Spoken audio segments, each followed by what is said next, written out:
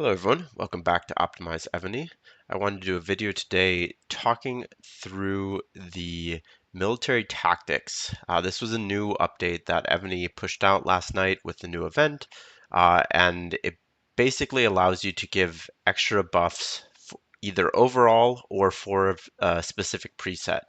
And of course, you need to upgrade it and stuff like that. So first of all, there are four different types of military tactics. Basically, ground, archer, mount, and siege, but it gets a little bit hazy when you look into the details. Like for example, this one's all troop HP, but then ground and mount attack, and marching ground troop HP. So usually the one that is kind of the focus will have like one or two extra buffs here. So for example, let's look at this one. This is the range one. You can see almost all of them are both range and siege, but then this last one gives a little bit extra range attack. So clearly better suited for range attack unless you're really focusing on a particular siege general, if you need to have two siege presets or something for whatever reason. Uh, Mount and then siege. So basically the way that it works is that there's use to activate skills. So this is when like a march takes this tactic. So for example, if you're attaching this to your ground march, you're going to specify that in your preset or attach it to your preset. But then there's also these owned activate buffs. So after you upgrade it to a certain level, you will start getting these owned activate buffs, and these will be active regardless of regardless of whether it's attached to that preset or not. And then there's also use to activate. So these are active skills.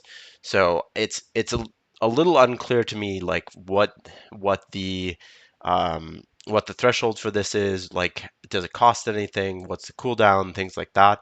It's hard to tell because it was just launched, and uh, quite frankly, I'm not going to spend the amount of money that it would be necessary to unlock these immediately to find out the answers. So let me know in the comments if you've figured this out, and I can probably do a follow-up video on that as well. But I wanted to get this out so that people can start maximizing this and understand what it is and how to get it. So I am probably going to focus on this one first, the Archer one. It seems to have the best improvement. Uh, you basically get plus 2% on all of these, so that's plus 4% range attack, 2% HP and defense, which is pretty good. Originally, I had thought to do this one because I like Siege. Um, but the improvements is not good. It's a quarter of what the other one was. So while I think this one is important, long term, particularly with the own to activate buffs and stuff like that, um, and some of these used to activate. I think that for at least the first one, and I did buy a small pack to be able to show what this does. So we'll unlock that now. So now we have a level 1 barrage tactics proficiency. Um, and basically you need to get to level 3 to do the breakthroughs. But I don't have enough stuff to actually do that. So then this you need to actually go and put on a preset. Um, it's unclear to me whether this is going to mess up my presets, so I'm not actually going to do it right now. But um, let me see if I can figure out quickly how to actually do that.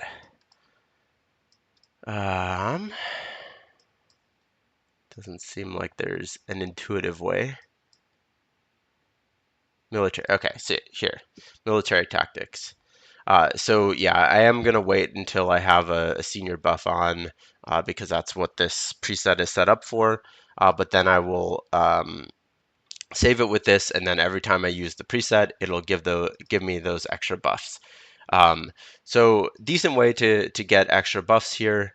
And one of the actually really good things about this is the ability to get extra debuffs. So enemy troop attack, and again, I just had a video about how to get additional siege HP debuff. There's a whole bunch of siege HP debuff that you can get in here in the own to activate skills. Not this one, but the rest of them. This one calls it out separately. So I'm sure it'll take a bit to unlock to these own to activate, but it is going to be a nice little debuff there, and hopefully, it'll help your defense a little bit, even though obviously these are going to improve the attacking as well. Just again, kind of adding more buffs to that buff gap that we have, particularly when it comes to attacking. Um, but it is what it is. It's been a little bit since there's been a big update, and so this is kind of expected. So how do you actually go about upgrading these things, getting the things to upgrade? Obviously, in the packs, they have them. So 200 military treaties at the $100 pack, or I believe that they're also on the lower level packs as well. Okay, not the $5 pack, but yes, on the 10 and above packs. So, if you let's say you were spending $100 and you tripled it, you would get 600 of the military treaties, which it costed 50 to upgrade that first one. Uh, this one looks like it's 100. Let me just double check that it was 50 before. Yep, so 50, 100. I don't know the costs past that because obviously I haven't unlocked it yet. But this does actually give another good reason on to doing your dailies. There's a bunch of good stuff in here. You should always be doing your dailies, but in addition, they now have military treaties, I think at 20 and maybe 110. Yep, so that's 12 per day. And then, um, not here, but at the 80, you get two of these.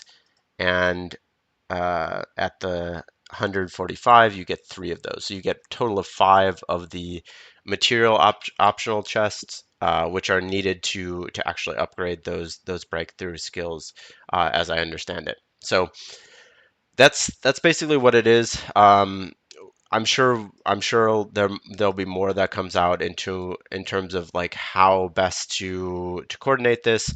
This is an interesting involvement because it is going to increase the buffs for people's main march, but a lot of the top players have started to have more than one march for each troop type. So, for example, if you're a big rallying team, you might have two archer presets or two siege presets.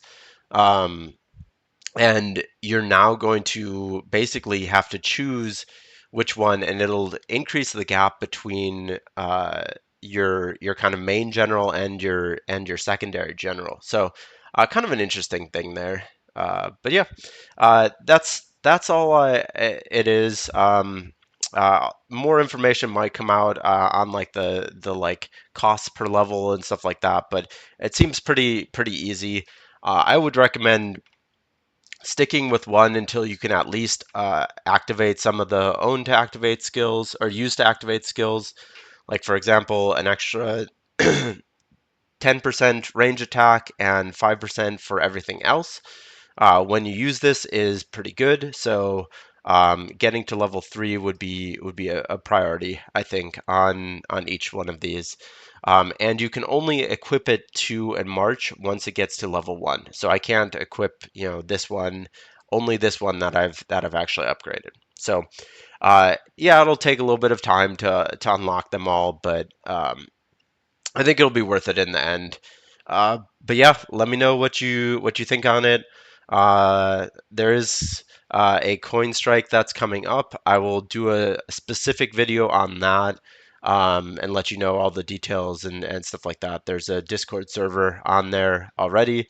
Um, but yeah, thanks for watching as always, and remember to like and comment. I'll see you in the next video.